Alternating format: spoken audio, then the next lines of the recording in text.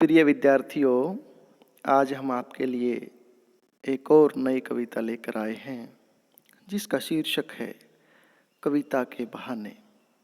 और इस कविता के रचयिता कवि कहें वो हैं कुंवर नारायण जी।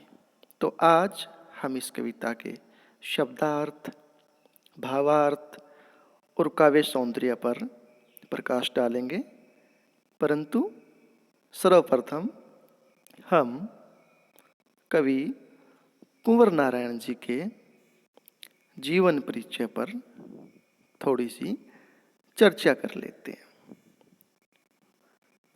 जीवन परिचय। कवि कुंवर नारायण जी का जन्म उत्तर प्रदेश में 19 सितंबर 1927 को हुआ था। कुंवर जी इंटर की परीक्षा पास करने के उपरांत विज्ञान के विषय को लेकर आगे बढ़े। उसके पश्चात फिर वह साहित्य के विद्यार्थी बने और लखनऊ विश्वविद्यालय से उन्होंने 1951 ईस्वी में अंग्रेजी भाषा में एमए स्नातकोत्तर की उपाधि हासिल की। देखिए, उनकी जो पहले रुचि थी वो विज्ञान विषय को लेकर थी। विज्ञान विषय के पश्चात वो फिर साहित्य की तरफ मुड़े और साहित्य में भी उन्होंने किस साहित्य को पसंद किया? आंग्ल भाषा, अंग्रेजी भाषा में।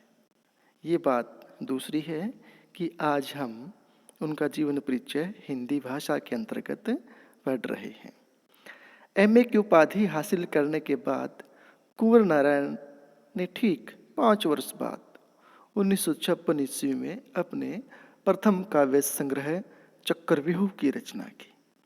हिंदी साहित्य जगत में कवि कुंवर नारायण जी का बहुत महत्वपूर्ण योगदान रहा है।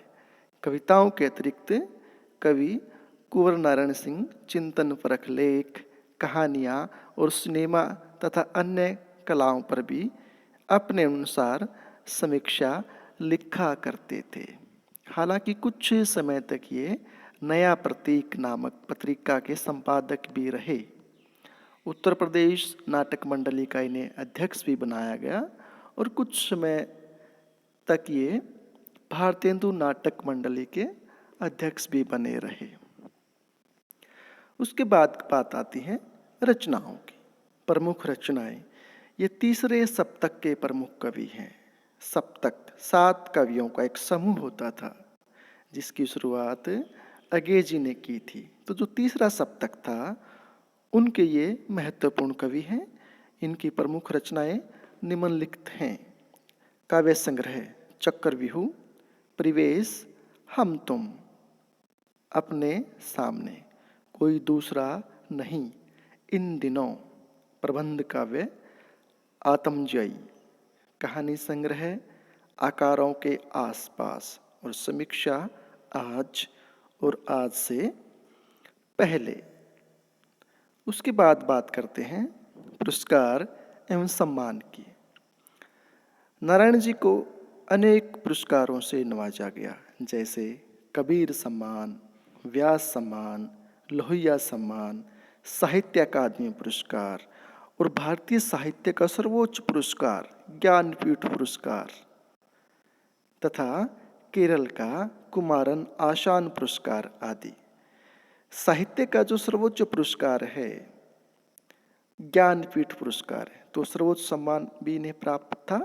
इसके साथ साथ जो हिंदी साहित्य अकादमी पुरस्कार भी इन्हें मिला। वर्ष 2009 में इन्हें पद्म भूषण सम्मान से भी सम्मानित किया गया था। पद्म भूषण सम्मान जो भारतीय के जो भारत के लोगों के जो सर्वोच्च सम्मान हैं, जैसे भारत रत्न है, पद्म भूषण है, पद्म श्री है, पद्म पुरस्कार है, तो इन्हें पद्म भूषण सम्मान से भी सम्मानित किया गया था, जो महामहिम राष्ट्रपति के द्वारा दिया जाता है। काव्यगत विशेषताएं, कवि ने कविता को अपने सृजन क्रम में हमेशा प्राथमिकता दी। आलोचकों का मानना है कि उनकी कविता में व्यर्थ का उलझाव, अखबारी सतहीपन और वैचारिक धुंध की बजाय संयम, परिष्कार और साफ सुथरापन है। कुंवर जी पूरी तरह नागर संवेदना के कवि। इनके यहाँ विवरण बहुत कम है, परंतु व्यक्तिक तथा सामाजिक ऊहा पोह का तनाव पूरी व्यंजकता में सामने आता है। इनकी तटस्थ वीतराग दृष्टि नोच खसोट हिंसा प्रतिहिंसा से सहमे हुए एक संवेदनशील मन के आलोड़नों के रूप में पढ़ी जा सकती है। भाषा शैली। कुंवर नारायण की भाषा सीधी, सरल और चुटीली है। उनके काव्य की प्रमुख भाषा साहित्यिक खड़ी बोली है, जिसमें अंग्रेजी, उर्दू, फारसी, तत्सम और तद्भव शब्दावली का प्रयोग हुआ है। इनकी जो भाषा खड़ी बोली, उनकी काव्य भाषा में परंपरागत छंद का आग्रह न होकर एक आंतरिक लय और गति है, जो उसे काव्यात्मक गतिमयता प्रदान करती है। कुंवर नारायण के काव्य में बिंब, प्रतीक और अलंकार आदि का प्रयोग अधिक मात्रा में हुआ है। उन्होंने दैनिक जीवन से ही बिंबों को ग्रहण किया है। तो ये नारायण जी की भाषा शैली के बारे में कुछ पंक्तियां थी। इसके बाद हम बात करते हैं कविता की। कविता के बहाने। तो सबसे पहले कविता के बारे में कुछ चंद पंक्तियां। कविता के बहाने कविता कवि के कविता संग्रह, काव्य संग्रह इन दिनों से ली गई है। आज के समय में कविता के अस्तित्व के बारे में संशय हो रहा है और यह आशंका जताई जा रही है कि यांत्रिकता के दबाव से कविता का अस्तित्व नहीं रहेगा, अर्थात कविता समाप्त हो जाएगी। हम इतने यांत्रिक हो गए हैं। ऐसे में यह कविता की अपार संभावनाओं को टटोलने का एक अवसर देती है। कविता एक यात्रा है जो चिड़िया, फूल से लेकर बच्चे तक की है। तो ये यहाँ पे जो कविता के बहाने नामक कविता है, इसमें जो यात्रा वो चिड़िया, फूल और बच्चे तीनों को लेकर है। एक और प्रकृति है, दूसरी ओर भविष्य की तरफ कदम बढ़ाता बच्चा। कवि कहता है कि चिड़िया की उड़ान की एक अपनी सीमा होती है, भाई उससे आगे वो नहीं उड़ सकती, एक सीमा है उसकी, उससे आगे नहीं जा सकती। फूल के खिलने के साथ उसकी परिणति निश्चित है, अर्थात परिणति, फूल खिला है तो बिल्कुल मुरझाएगा, सूखेगा। लेकिन बच्चे के सपने असीम हैं, उनकी कोई सीमा नहीं है। ठीक है, बच्चों के खेल में किसी प्रकार की सीमा का कोई स्थान नहीं होता। कविता भी शब्दों का खेल है और शब्दों की इस खेल में जड़, चेतन, अतीत, वर्तमान और भविष्य सभी उपकरण मात्र हैं। इसलिए जहाँ कहीं रचनात्मक ऊर्जा होगी, वहाँ सीमाओं के बंधन खुद ब खुद टूट जाते हैं। उन बंधनों को टूटने के लिए किस चीज़ की आवश्यकता है? होनी चाहिए सिर्फ रचनात्मक ऊर्जा की। वह सीमा चाहे घर की हो, भाषा की हो या समय की ही क्यों न हो। तो देखिए कविता का जो प्रथम पद है वो क्या कहता है। कविता एक उड़ान है चिड़िया के बहाने। कविता की उड़ान भला चिड़िया क्या जाने। बाहर भीतर इस घर उस घर, कविता के पंख लगा उड़ने के माने, चिड़िया क्या जाने। तो प्रसंग प्रस्तुत काव्यांश हमारी पाठ्य पुस्तक आरोह भाग 2 में संकलित कविता के बहाने से उद्धृत है। इसके रचयिता कुंवर नारायण जी हैं। कवि यहाँ हमें कविता की यात्रा के बारे में बताते हैं, जो चिड़िया, फूल से लेकर बच्चे तक की है। कवि का मानना है कि रचनात्मक ऊर्जा पर सीमा के बंधन लागू नहीं होते। तो यहाँ इन पंक्तियों में जो कवि है, कविता को मन व कल्पना की उड़ान बताते हैं। तो देखिए कवि यहाँ पे क्या कहना चाहते हैं। कवि कहता है कि भले ही कोई व्यक्ति चिड़िया को विषय वस्तु मानकर बनाकर कविता लिखे, परंतु उसकी यह कविता तो वास्तव में उसके मन व कल्पना की उड़ान है। वह किसी चिड़िया की उड़ान के बहाने व्यक्त तो हो सकती है, लेकिन कविता में निहित भावों की उड़ान में जो गुण और व्यापकता विद्यमान है, वह भला चिड़िया की सीमित उड़ान में कैसे संभव हो सकती है। कविता एक उड़ान है चिड़िया के बहाने। कविता की उड़ान भला चिड़िया क्या जाने। भाई कविता कितनी असीमित है, कविताओं की कोई सीमाएं नहीं है। कविताएं तो कल्पना की उड़ान है। ये कहा जाता है ना, जहाँ ना पहुँचे रवि वहाँ पहुँचे कवि। तो कवि का मन कविता के माध्यम से पता नहीं कितनी ऊंची उड़ान उड़ सकता है, जिसकी कोई सीमाएं नहीं, असीमित है, अपरिमित है। तो उस कविता की उड़ान एक चिड़िया क्या जान सकती है।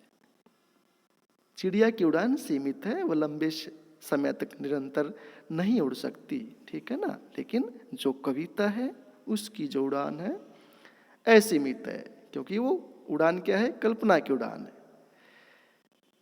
बाहर भीतर, इस घर उस घर, कभी चिड़िया क्या करती है, कभी बाहर जाती है, कभी भीतर आती है, कभी इस घर में उड़ जाती है, कभी उस घर में उड़ जाती है। लेकिन कविता क्या है, कविता में कल्पना के पंख लगे होते हैं, बाहर और भीतर। वह बाहर भी जा सकती है, भीतर भी जा सकती है, आसानी से इस घर से उस घर, इस देश से उस देश, इस लोक से उस लोक, पता नहीं कहाँ कहाँ कल्पना की उड़ान उड़ सकती है। लेकिन चिड़िया की अपनी एक सीमा है। कविता के पंख लगा उड़ने के माने चिड़िया क्या जाने, अर्थात सीमित उड़ान वाली चिड़िया कविता की भांति कल्पना के पंख लगाकर इस तरह उड़ना नहीं जानती। कहने का जो तात्पर्य है यहाँ पे, कहने का जो भावार्थ हो क्या है कि कवि अपनी कल्पना के बल पर प्रत्येक समय, स्थान और विषय की सीमाओं को लांघ सकता है। तो यहाँ कवि कहता है कि कविता एक उड़ान है। वह किसी चिड़िया की उड़ान के बहाने व्यक्त तो हो सकती है, लेकिन कविता में निहित भावों की उड़ान में जो गुण और व्यापकता विद्यमान है, वह भला चिड़िया की सीमित उड़ान में कैसे संभव हो सकती। चिड़िया तो एक घर से दूसरे घर, बाहर से भीतर या भीतर से बाहर ही उड़ान भरती है। उसकी उड़ान की सीमा बंधी रहती है, लेकिन कवि के मन में उत्पन्न होने वाले भावों की कोई सीमा नहीं है। भावों के पंख तो असीम दूरी तक तथा अनंत ऊंचाई तक उड़ान भर सकते हैं। कविता के द्वारा पंख लगाकर उड़ने का अर्थ है तो किसी भी सीमा में न बंधना है। भला एक चिड़िया क्या जाने कि कविता की उड़ान में कितनी व्यापकता है। तो ये थी इन पंक्तियों की व्याख्या। उसके बाद हम काव्य सौंदर्य देखें, इसमें क्या है। कवि ने कविता में अपार संभावनाओं को प्रकट किया है। जो कविता की अपार संभावनाएं, मुक्त छंद का प्रयोग है, पर कवि ने तुक का प्रयोग कर लय उत्पन्न करने का प्रयत्न किया है। तुक क्या, जैसे बहाने, जाने, माने, ये तुक है। वे कविता एक उड़ान है चिड़िया के बहाने, कविता की उड़ान भला चिड़िया क्या जाने, कविता के पंख लगा उड़ने के माने, ये क्या है, तुक है। यहाँ तुक का प्रयोग किया गया है। प्रश्न शैली में नाटकीयता की सृष्टि की है। प्रश्न शैली का प्रयोग किया गया है। कैसे, कविता की उड़ान भला चिड़िया क्या जाने, क्या यहाँ प्रश्न, तो प्रश्न अलंकार भी है यहाँ पे। खड़ी बोली का प्रयोग है, जिसमें तद्भव शब्दावली की अधिकता है। प्रसाद गुण की प्रधानता है, शांत रस विद्यमान है। लाक्षणिकता के प्रयोग ने कवि के कथन को गहनता प्रदान की है। लाक्षणिकता क्या है, लक्षण का प्रयोग, वही उड़ान जो कल्पना की उड़ान है। अनुप्रास और मानवीकरण अलंकारों का सहज प्रयोग किया गया है। कविता के पंख में रूपक अलंकार है यहाँ, और पद्यांश में वर्णनात्मक एवं तुलनात्मक शैलियां हैं। तुलनात्मक वही चिड़िया की उड़ान का कविता की उड़ान से तुलना की गई है, तो यहाँ पे तुलनात्मक शैली का प्रयोग भी है। अगला पद, कविता एक खिलना है फूलों के बहाने, कविता का खिलना भला फूल क्या जाने, बाहर भीतर इस घर उस घर, बिना मुरझाए महकने के माने, फूल क्या जाने। तो प्रसंग वही रहेगा पहले वाला। और यहाँ कवि क्या कहना चाहते हैं, यहाँ कवि फूलों के खिलने से जो कविता कवि कहना चाहते हैं कि जो रचनात्मक ऊर्जा से युक्त कविता, जिसमें रचनात्मक सृजनात्मक ऊर्जा है, उससे युक्त कविता समय स्थान भाषा आदि की सीमाओं बंधनों से मुक्त होती है, और वह तो शब्दों का खेल है।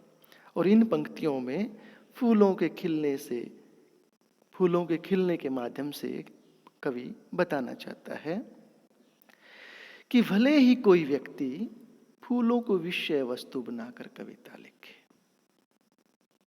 परंतु उसकी यह कविता तो बिना मुरझाए महकती रहती है। जैसे फूलों की एक अपनी परिणति होती है कि जो फूल खिल गया है उसे आज कल मुरझाना ही मुरझाना है, मुरझा जाएगा, क्योंकि फूल का जो खिलना और जो महकना है वो सीमित है, वो सीमित है, उसकी एक सीमा है। आज खिला हुआ है फूल, उसमें आज महक भी है, सुगंध भी है, सौरभ भी है, लेकिन कल को वो फूल मुरझाएगा और उसकी जो महक है वो भी समाप्त हो जाएगी, क्योंकि कोई भी फूल अनंत समय तक नहीं खिला रह सकता और न ही वो सुगंध दे सकता है। परंतु कविता तो प्रत्येक समय और स्थान पर हमें आनंद प्रदान करती रहती है। कविता एक खिलना है फूलों के बहाने, कविता का खिलना भला फूल क्या जाने, बाहर भीतर इस घर उस घर, बिना मुरझाए महकने के माने, फूल क्या जाने। कविता से हमें अनंत काल तक रस व आनंद प्राप्त होते हैं। अतः सीमित समय तक खिलने व महकने वाला फूल जिस पर कविता लिखी जा सकती है, भी कविता के इस शाश्वत खिलने व महकने को नहीं समझ सकता। भाई जिस फूल को विषय वस्तु बनाकर कविता लिखी जाती है, एक समय आता है कि वो जो फूल है वो मुरझा जाते हैं, वो फूलों की जो महक है समाप्त हो जाती है, लेकिन जो उन फूलों को आधार मानकर कविता लिखी गई है वो शाश्वत है।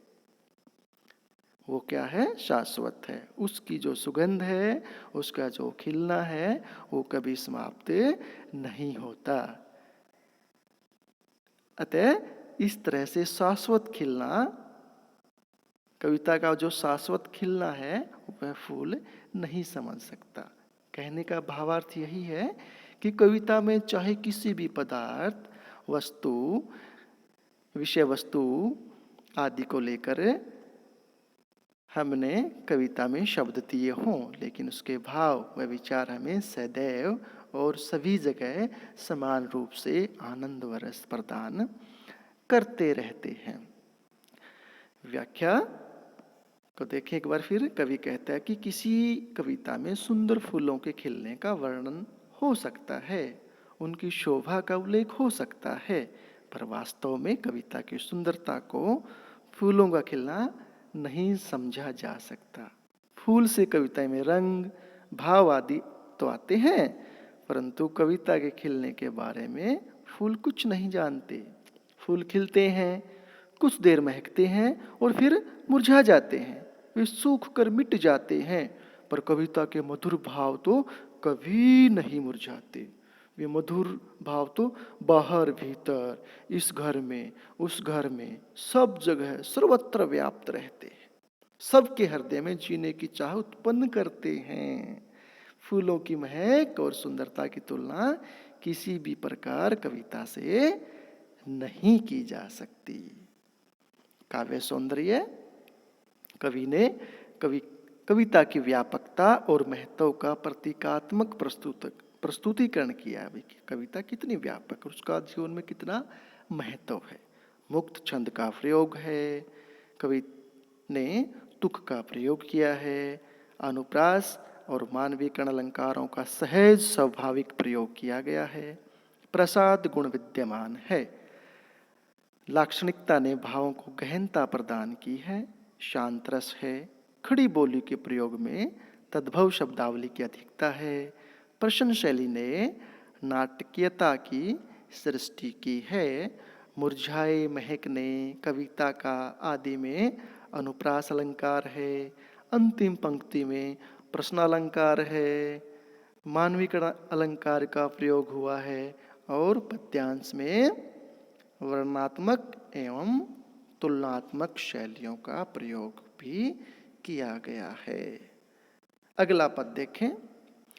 कविता एक खेल है बच्चों के बहाने, बाहर भीतर यह घर वह घर, सब घर एक कर देने के माने, बच्चा ही जाने। यहाँ बच्चों के साथ तुलना की गई है कविता की। प्रसंग वही रहेगा। कवि क्या कहना चाहते हैं कि जब कोई व्यक्ति बच्चों को विषय वस्तु बनाकर कविता लिखता है तब वह कविता वास्तव में शब्दों के खेल के समान होती है। किसके खेल? शब्दों के खेल। बच्चे के मन में अपना पराया का कोई भी भाव नहीं होता, वह प्रत्येक घर को अपना घर मानकर प्रसन्नता के साथ खेलता है। बाहर भीतर यह घर वह घर, सब घर एक कर देने के माने से सब अपने घर लगते हैं। ठीक उसी प्रकार कविता भी पाठकों या श्रोताओं के बीच कोई भेदभाव नहीं करती। जैसे एक बच्चे के मन में किसी तरह का भेदभाव नहीं होता, बच्चे का मन बिल्कुल निर्मल साफ स्वच्छ होता है, उसी तरह जो कविता भी क्या है वो भी किसी तरह का भेदभाव पाठकों या श्रोताओं के बीच में नहीं करती। वह प्रत्येक पाठक या श्रोता को समान रूप से आनंद प्रदान करती है। जैसे बच्चों खेल में कोई भेदभाव नहीं होता और वह सभी को परस्पर जोड़ कर रखता है, ठीक उसी प्रकार कविता भी समाज को परस्पर जोड़कर रखती है।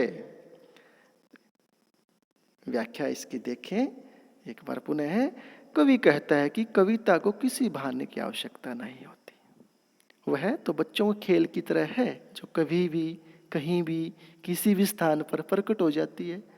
बच्चे अपने खेल में मगन हो, बाहर भीतर की परवाह नहीं करते। वे इस घर से उस घर में, हर घर में अपने खेल का स्थान ढूंढ लेते हैं। उसी प्रकार कविता अतीत, वर्तमान और भविष्य के प्रसंगों को प्रकट कर लेती है। वह हर समय के भावों को व्यक्त कर लेती है। कविता की रचनात्मकता में तो अपूर्व ऊर्जा छिपी हुई है। वह किसी भी बंधन में बंधती नहीं है, बच्चों के खेल की तरह बेपरवाह है। वह बच्चे खेल की तरह किसी एक स्थान से बंधी हुई नहीं है।